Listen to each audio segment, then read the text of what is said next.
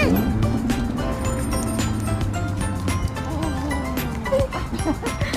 You were making the biggest mess of your life.